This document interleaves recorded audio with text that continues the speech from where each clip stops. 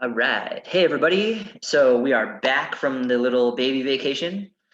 And today we're going to talk about um, how we have to go about healing our bodies in the proper order in order to avoid problems. And so over many years of, clinical experience and research and obviously experimenting on my own body, the critical missing piece has always been supporting our body's metabolic strength. And most people think of metabolism and they think, oh, I'm getting old, my metabolism's slowing down, so I'm getting fat. Well, that's actually still metabolism. So metabolism is everything. It's whether it's getting fat, it's getting skinny. So for me, it was a big problem was being too skinny, not being able to maintain muscle. So metabolic dysfunction is really what we're talking about. And metabolic dysfunction underlies why we end up with chronic disease. So a metaphor I like to use is that, say you're, love it on, or you're on Love It or List It, right? Or, one of those house flipping shows. And you buy a house and it's a disaster. You need to put a lot of work into it. So you have two options, right? You can try to do it on a budget, do it by yourself. Minimal resources. How well is that going to work? Probably not very well. But if you have lots of resources and you come in and you hire experts, you pay for quality materials, and you pay people well so that they actually want to do the job instead of half-assing it and then running off to a better paying job, well, you're going to get better results, right? It's the same thing for our body. If we don't pay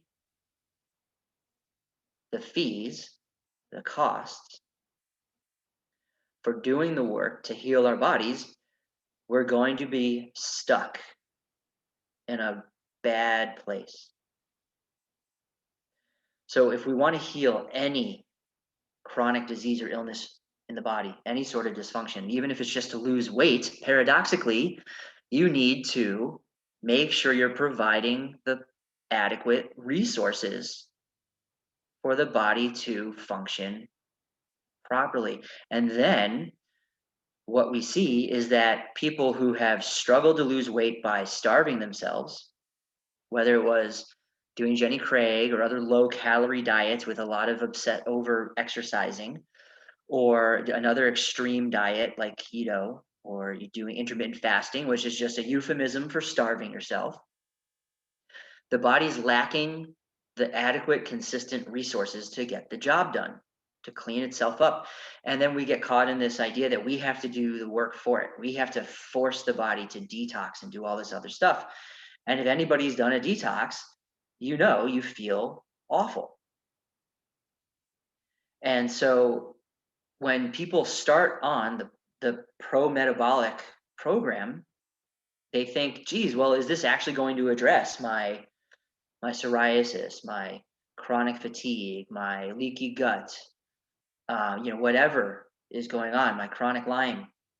Is this going to address that? Well, yes, because your body is going to address it when it has what it needs to heal itself, to deal with toxins that have accumulated in the body and safely eliminate them on its own, things that it should have been doing all along. But because it lacked the resources and the energy to do so, those things build up. So the body's in a chronic stress state, right? And then we might do something silly like try to set the building on fire to collect the insurance. Well, that looks good on paper, but that doesn't work very well, right? You end up with nothing. And this is what most people are doing.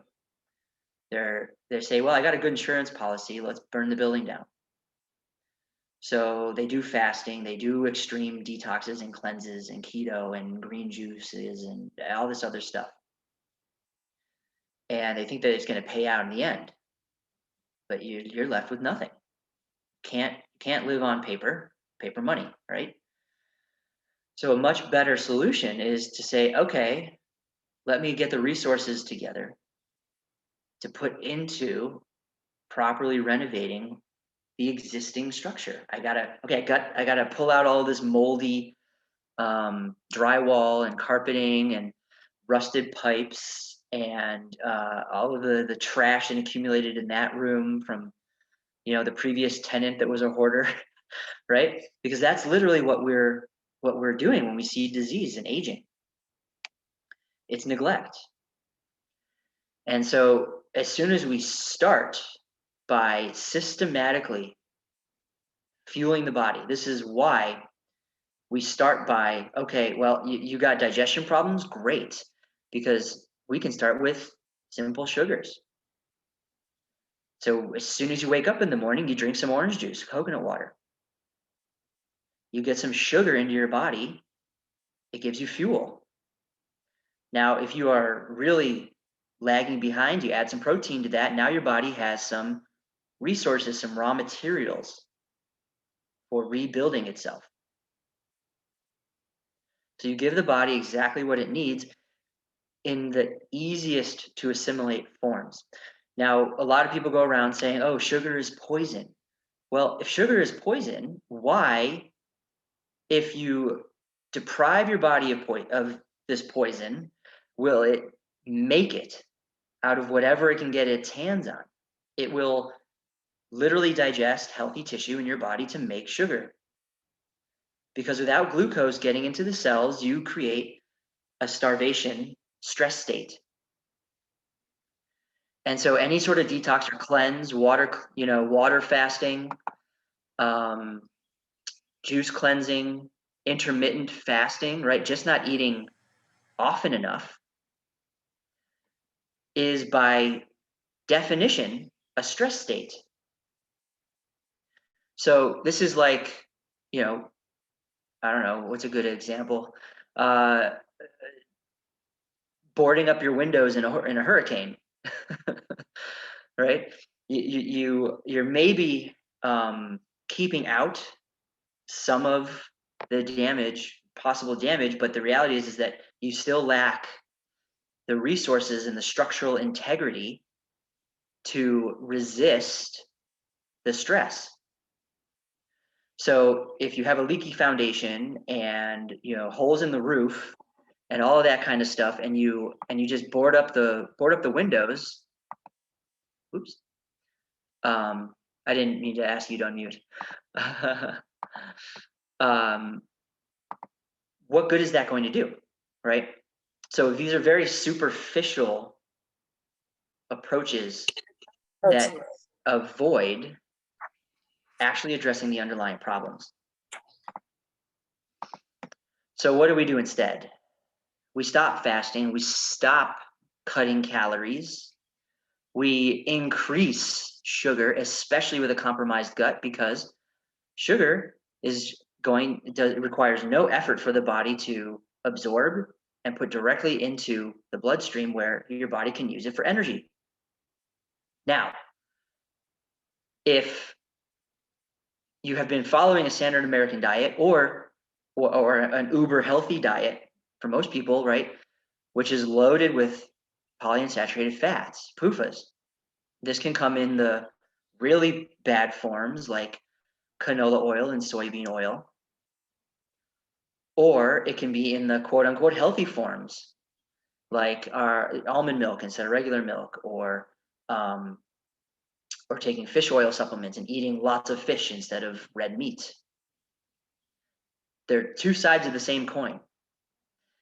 And a lot of the time they're paired with sugar.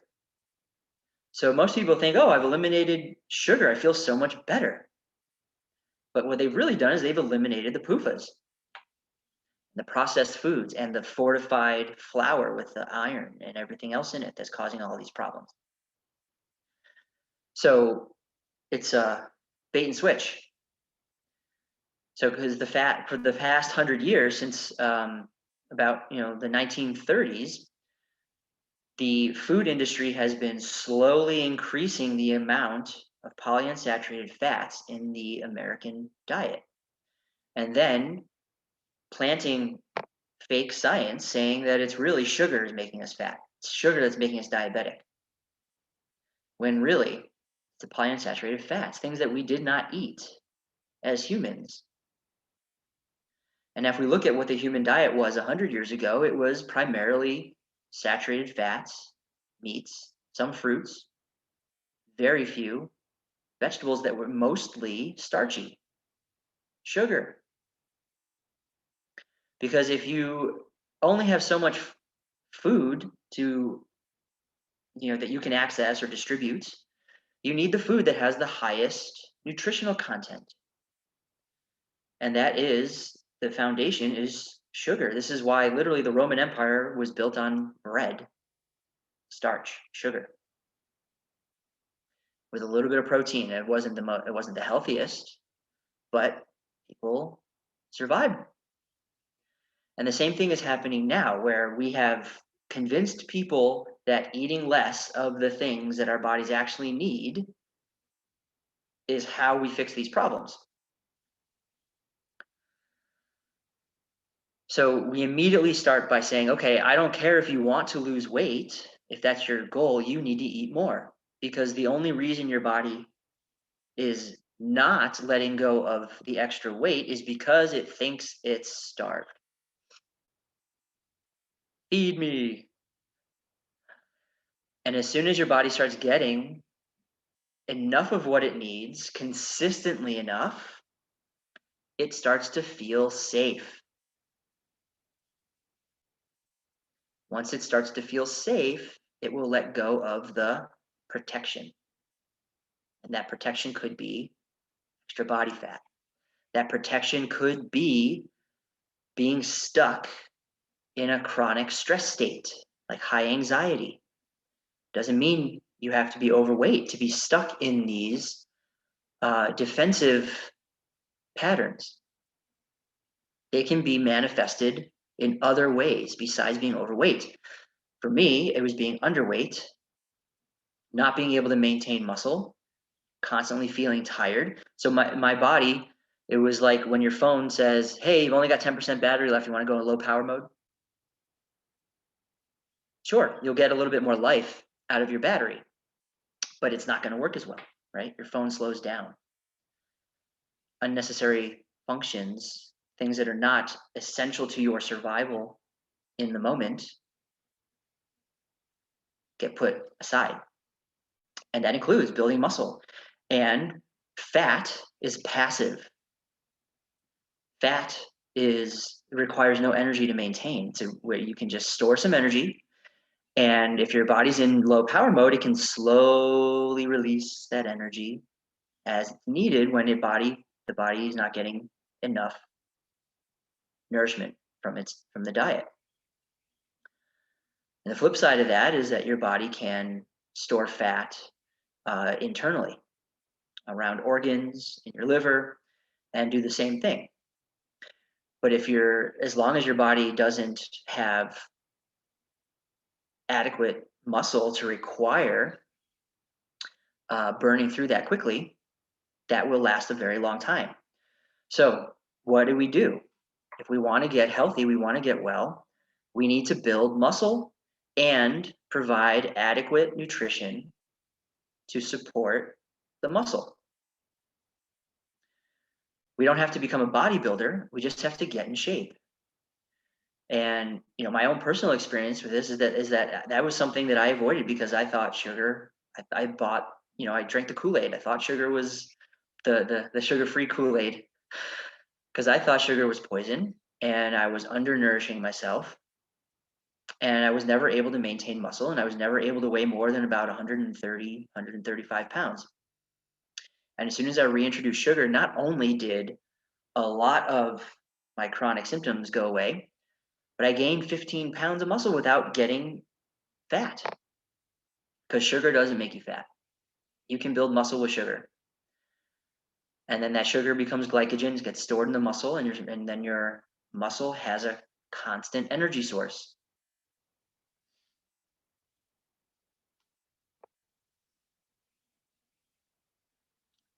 So if our metabolism is broken, and that can manifest in any number of ways, right? Hypothyroid disease, not having a healthy body weight, body composition, um, chronic infection, infertility, neurological dysfunction, sleep disorders, anxiety, depression. These are all metabolic symptoms. And so if we first address the metabolic dysfunction, then we can fix the damage. So this is good advice for your health, and it's good advice for if you ever want to get into house flipping. Make sure you have the resources to get the job done quickly and efficiently so that you don't pull your hair out. I can speak from personal experience working with business partners that wanted to cut corners renovating a bar. We got our asses kicked. And it was a perfect metaphor for what most people are doing, trying to fix their health. One of my clients she's just out of sheer morbid curiosity following this like extreme sports guy who has been doing like water fasting. And she, she sends me these pictures of him posting, like, look at this, like now his face is all red and inflamed, and he's getting really gaunt and skinny, and his eyes are all kind of like this all the time, and he's like like we can see when he's talking, like he's like losing his train of thought, and you're just watching him slowly starving himself. And what we have to really come to terms with is that, we have created a health and wellness industry that is predicated on masking eating disorders in the name of health. So when you see healthy people who are thriving and not obsessing with their food, they're eating. They're eating consistently. They're eating traditional foods that their grandparents, great-great-great-grandparents would have also eaten.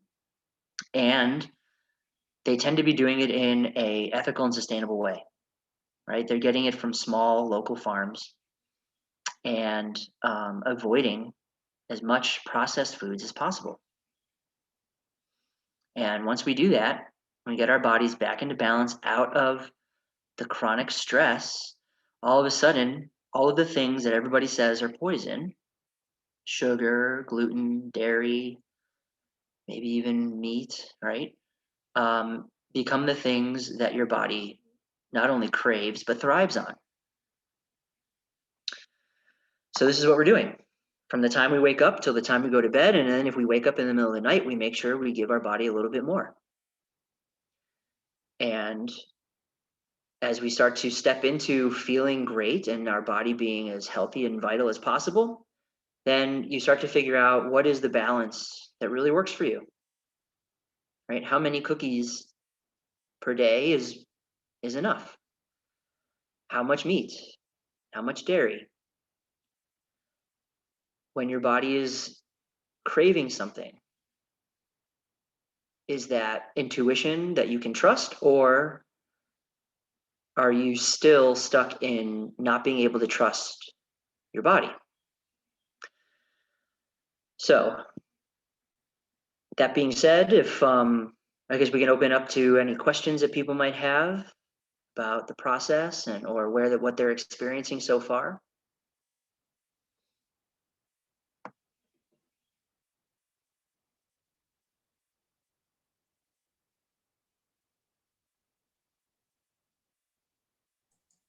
Can you the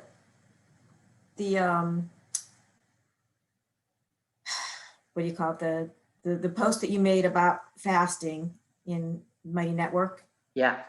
Can you talk about when it's good to do a fast on occasional basis? Because like right now, I'm feeling like I feel like I've slipped. My mindset is just because things have been a little more chaotic, and I ate a bunch of stuff that I haven't been eating in a long time because we had a lot of company over the Memorial Day weekend. is that an appropriate time to do, Eric, to do a fast, or should I not? No, no, right? The point of that article is that fasting won't fix mistakes. So the only thing to do is to get back on track. Now you've identified that whatever was going on wasn't working for you. Okay. And you've learned something about your limits. So now that you know what those limits are, you need to start operating within them. You need to know when you start going down that route that sometimes willpower is not enough.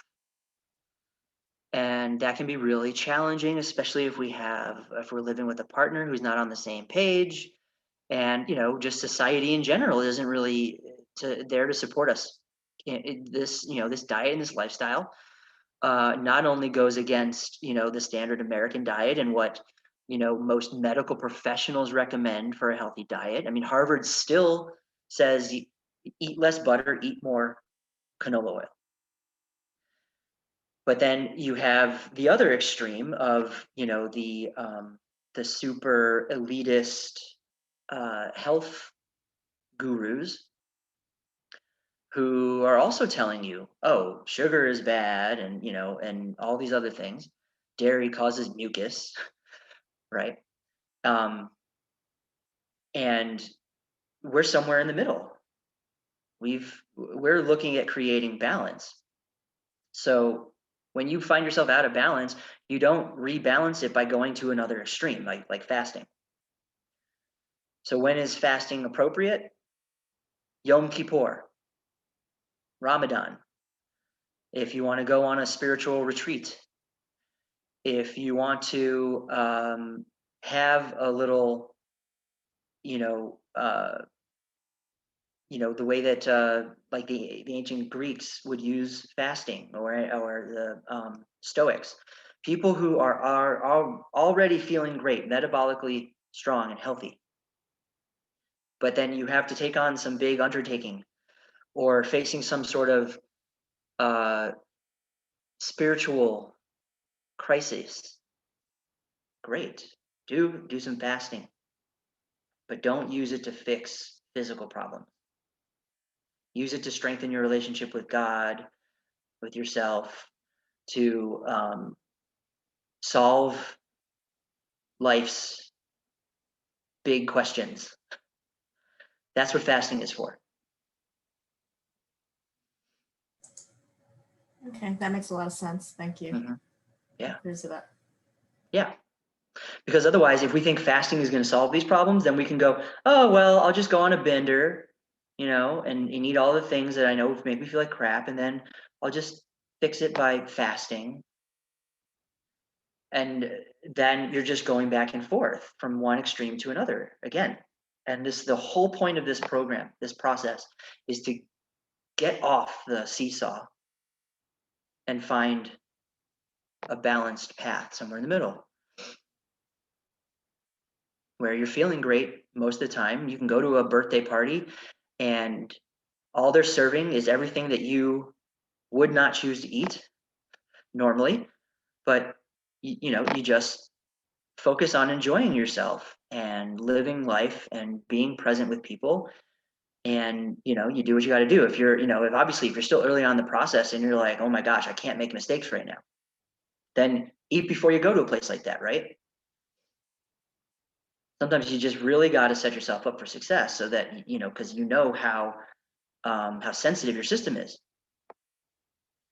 But like today, one of the families at Milo's school is bringing us pizza, and they asked us for the order, and we know that Milo really only likes the plain margarita pizza with some tomato on it. I'm going to eat a slice of that, and I know I can eat a slice of that and I'll be fine. If I eat the whole pizza, maybe not so good, right? You have to know what your limitations are and where you find your balance.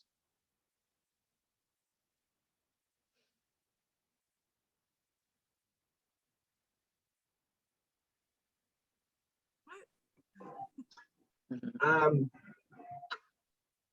But there is in the program like a liver detox or that's a flush and So I used to call like doing the liquid cleanse or detox, right? I used to think that that was really essential. Like everybody had to start with that. But what I found is that for some people, they were so metabolically challenged already that that made things worse. And only in the case of like, hey, okay, I'm really excited to start the program because I only poop like once a week and only if I take lots of laxatives and do all kinds of crazy stuff. Okay, let's do a day of liquids and see if we can like get things moving and then focusing on very simple, because that person's digestion is just completely gummed up, right? But the only way to get the drain clear is by, again, increasing the metabolism. So doing more than maybe a day or so of the liquids that is going to be calorically deficient is going to exacerbate the underlying problem, right? That leads to vitamin A toxicity, that leads to iron and copper imbalance, that leads to histamine intolerance and autoimmune issues and chronic infection, right? So if we have to start by giving the body what it needs to do as much of the work as it can on its own, and then help that. And so this is why that is in there because I do find that helpful or necessary for some people, but I'm finding it less and less. And in fact, my plan is to actually to take that out of the cheat sheet guide because I don't want people to think that that's something that's a crutch that they can lean on when they're looking for some sort of shortcut. okay. And then with the thing I didn't do with the coffee enemas and that because of the situation. Is that will I now that my situation is a little bit better? Will I Well, I mean, at this that point, or at this point that you've been doing them, if you don't notice a significant improvement immediately, well, I right? haven't done So, I never what? did those like coffee enemas or anything like that. So I I don't. Oh, then yeah, then no, there's no reason to start. Just drink coffee. Does the same thing.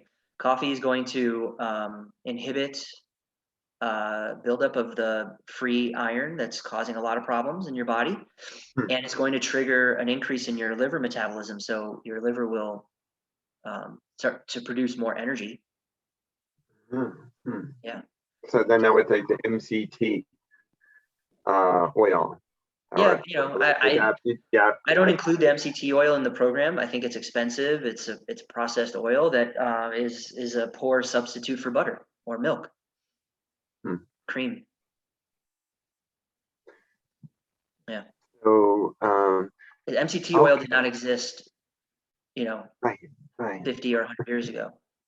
Well, this is a new thing that didn't exist before, but maybe Right. oh, it would be good Yeah. for us. Right. You could not make oil from rapeseed until modern industrial processing came along. You could not make vegetable shortening from rancid cottonseed oil that was used to make soap until they invented hydrogenation. So we just need to look at like, okay, what could you just do if you were living, if you had a farm, right? What could you produce yourself without modern, um, you know, uh, technological interventions that require economy of scale that become unsustainable, right? Look at somebody posted pictures of like the facility that produces Oatly milk. It looks like an oil refinery. It's it's hundreds and hundreds of acres with these giant tanks and pipes and, you know, all this stuff, because look at the ingredients. It's got canola oil. It's so processed and so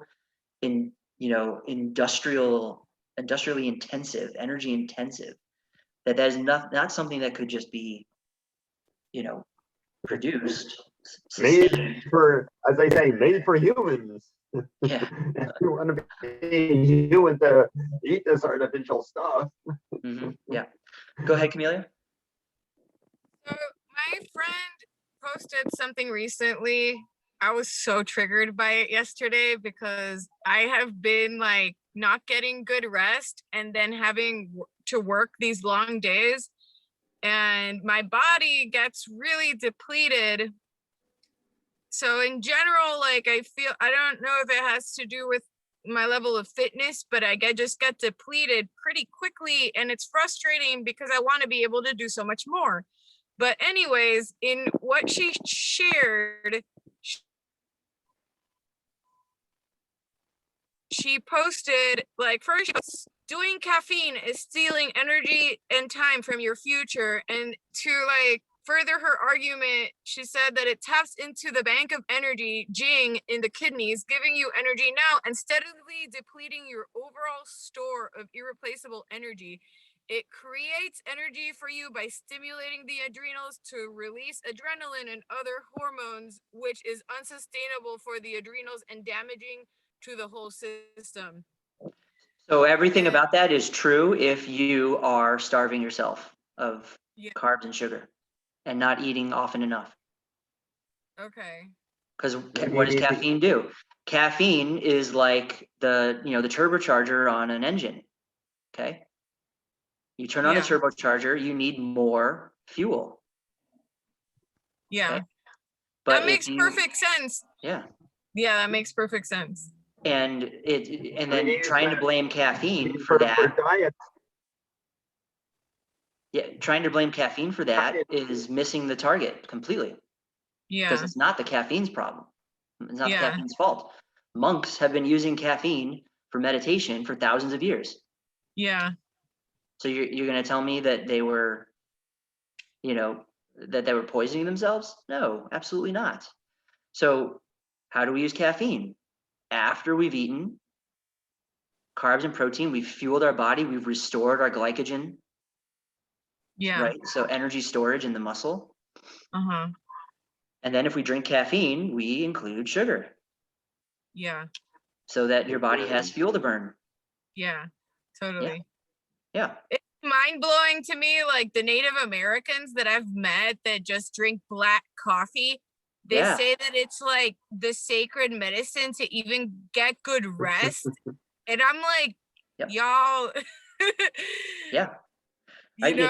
People that are metabolically healthy, you can drink a shot of espresso after dinner and sleep like a baby. Yeah. Okay.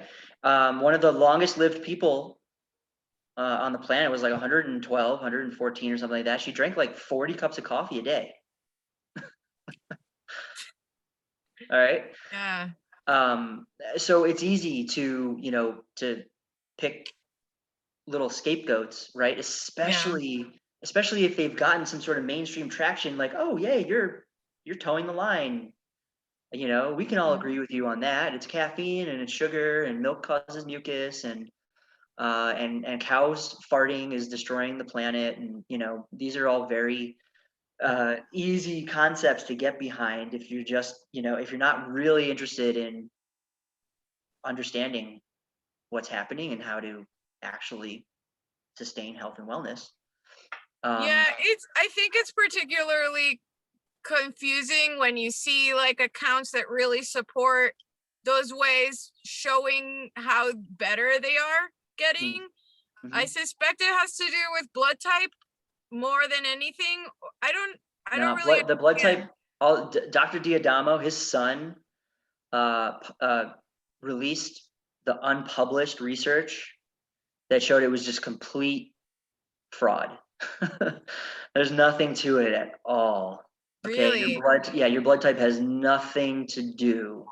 Because that's why I thought that this whole program was being so good for me, was because like I had basically because I'm an O positive, and I had basically like eliminated dairy and eggs. Now, everybody on this program has completely different blood types, Yeah. and it has nothing to do with that. It has to do with the fact that we are all mammals, Okay. and we're mammals that are omnivorous, and that we, our evolution was predicated on, inventing tools to become better hunters, to increase the protein in our diet, and then to be able to cook it to make it more bioavailable and easier to digest. And then, domesticating animals to produce milk, right? Yeah. So animals directly convert energy from the sun that plants turn into sugars into protein and saturated fats for us to use, because they have 4 stomachs. Yeah. They have anaerobic fermentation that can create saturated fats out of things that we can't digest. Mm-hmm. And look at how they have to do it. And ruminants don't stop eating Mm-hmm. unless they have to run away from a predator, right? Mm-hmm. They wake up, they start eating, they poop, they eat, they poop, they eat, they poop, they sleep. Yeah. And humans we don't do that. Civilization would not exist if our entire, all of our free time was consumed with foraging and eating greens. We need to eat nutritionally dense foods that support high metabolic needs of our big brains. And all these people are like, oh, I'm doing my candida cleanse, and is there anything I can do for the brain fog? It's like, yeah, eat. It's interesting because I tend to feel like, what do you make of like if I start thinking that I'm feeling my body feeling like clogged? Do you think that's just like a mental construct that I'm creating through like the obsession of detoxing that I've had for the past like 15 years? Yeah, probably. Okay. And you're not eating enough. Okay. Yeah, eat more sugar. Okay, so sugar directly replaces thyroid hormone in stimulating an increase in metabolism. Uh-huh. So as soon as we cut out sugar from our diets, we are reducing the hormones that make things like our intestines move. Yeah. Thyroid hormone makes our intestines move. Also, I mean, when I was back, months ago, when I had, extreme anxiety, that really ups the cortisol and makes you feel stuck. Yeah. And so if you're not eating correctly, you're not doing like I say, juice in the morning, you're not getting out there and breathing and exercising and really breathing, and exercising and eating, you're going to feel stuck in that way, I think. Yeah, that makes sense. I feel like where I'm lacking the most right now is in exercise. Yep. And I'm like, I feel like, yeah. So I'm really just. Yeah. So why would you feel depleted if you're working long hours? Because you lack the muscle to store energy, glycogen. Yeah. And if your body has to revert to burning fat to function, you're going to feel tired because your body's gone into emergency low power mode. So everything slows down, including your digestion. Yeah. So if you're out of the house for long hours of the day working, you need to plan ahead. You need to bring gummies to snack I on. bring those things. I'm really good at that kind of thing. I'm really just struggling with the exercising, and it's kind of incredible because it's ancestral to me. Like, I come from a family of women who hate exercising, and I've always enjoyed exercising so long as I'm fit. But now that I've gotten out of shape, I'm having a hard time with it. Then then just find something that you enjoy. Get a kettlebell. Get a kettlebell and find your favorite indigenous fitness expert on YouTube and do what she does. Okay. right? Can you possibly get up, like, just see, like, even like getting up a half an hour earlier in your day can make like a worlds of difference. Getting up a half an hour a day and just like walking, I didn't used to do that. I mean, I was trying to find some other time during the day, but now when I get up in the morning and just get out there and walk and run and do my, 7 minutes, the seven Hmm. minute app, 7 minute workout is Yeah. an amazing. It's just on your app. Put it on your app. Seven Yeah. minutes. Get out there, walk, do the seven Yeah, it's so minutes, much breathe, easier if you start your day that meditation. way than trying to interrupt what you're doing during the Yeah, day to do Yeah. it. yeah, It's But better I for get up, metabolism too. yeah, I get up 40 minutes earlier now so that I can do my 20-minute meditation, my yeah. 10 or 15 minutes that it's taking me to now to do the Wim Hof method and my Uh-huh. push-ups and Yeah. then my cold shower. I've added 40 minutes to my day, but I start my day on such a good foot. I'm energized and I just feel good, and it just sets Yeah. the tone for the whole day. Yeah. These are you talk to me about cold water and I immediately just get kind of like constricted. I'm It's like, Yeah, well, if stories. you're The stories your brain not wants to feeling keep strong, you it's going to in a be a safe very place. big challenge. yeah. Yeah, Your brain wants to keep you in a safe place. So yeah, the stories will be created to keep you in that safe space. yep, And the Yeah. more you are listening to those, the more you will stay there. So Yep. Yeah. You know what So I do, get a Camellia? I kettlebell. start out, I take my shower, my hot shower that I love in the morning with my Mhm. pulsating, shower head. And Yeah. then I slowly turn the hot water off and get it to the cold so that I have a little bit of time to adjust. And then it's like, oh, wait, this feels good. I can do this. yeah, Okay, I mean, awesome. Yeah, everything totally. No, I've been doing it in the shower, but process. even like sometimes at the end of a shower, I'm like, I don't want to do it. So What to is do what my feels problem? good. Start with the hot, go into the, sometimes it was, in order to do that, start with the hot, and then you turn on the cold, go back to the hot, go back to the cold. And the more you do that, the longer periods of cold you will Yeah. have. So keep yourself, it's a process. It's not, we think we're going to come to this place and all of a sudden we're going to be there. This is the ride you're taking to get where you want to go. Yeah, totally. Thank you for all of what you've shared Baby to support steps. my process. Yep, Baby steps. yep, Thank you. sure. So yeah, just get up a little bit earlier, Yeah. have your OJ coconut water, eat breakfast, and then do weight bearing exercise, push-ups, Pilates, get it. But best is to use weights like a kettlebell. Yeah. Start with a Okay. 5-10 pound kettlebell, whatever feels comfortable for you, and just do simple exercises. Yeah. Okay. Yeah.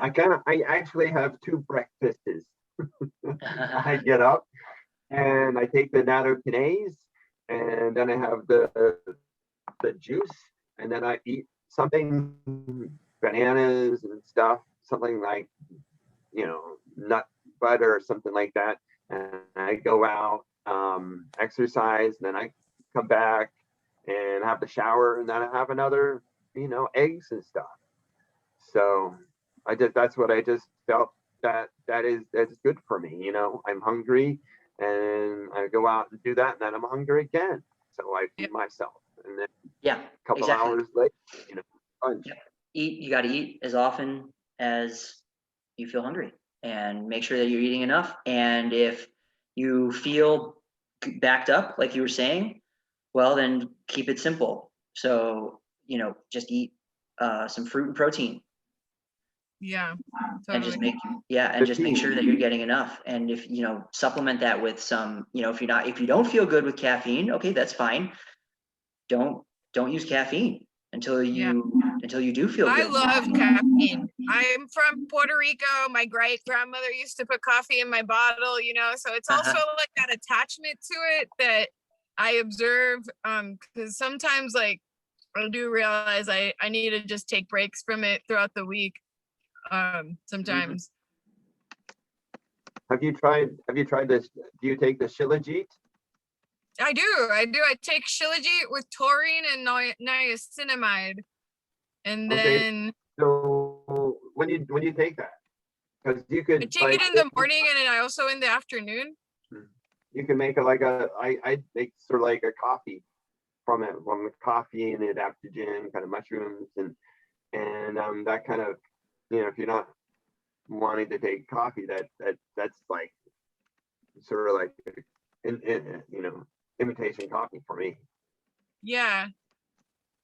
Yeah. And then I put it you know, either the dandelion or it's a dandelion in with that, and the Shilajit, and I have some what is that, maca, I think, Yeah. I'm and put some milk wondering, in that and sugar, honey, that sounds delicious. and put. I I mean, put I also have. I mean, I put the what is it, turmeric. I'm putting turmeric on my like everything just because it's, you know, yeah, because it's good. amazing. It tastes good.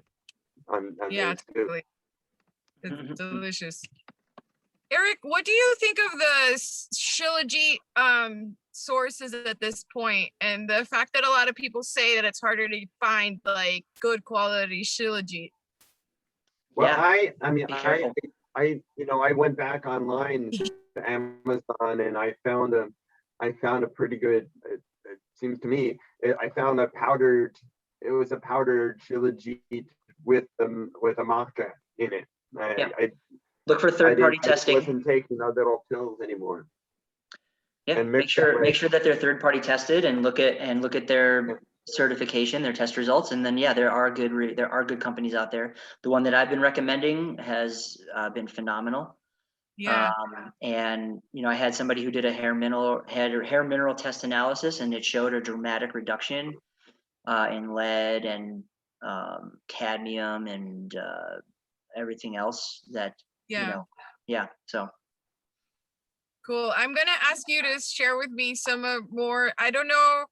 I want to find some other, because I don't have it in. I'm just taking the little pills. I would like to be able to integrate it into my hot beverages, because I absorb nutrients best through hot beverages, hot liquids. Yeah, I'll put that in the Mighty Networks, I guess. Thank you. cool. All right. Well, that's our time. I hope that was helpful, and I'll post this recording for anybody that missed the beginning. And Yeah. sure. And then yeah, so we are rocking and rolling. So people schedule your calls for next week, and as always, share these videos, share the blog posts, share your results with people so that we can save more and more people from the nonsense of disordered eating masquerading Yeah. as Totally. health. Awesome. Thank you. Have a great weekend, and congratulations, Eric. Thank you. We'll have Arlo make a cameo soon. Awesome. Awesome.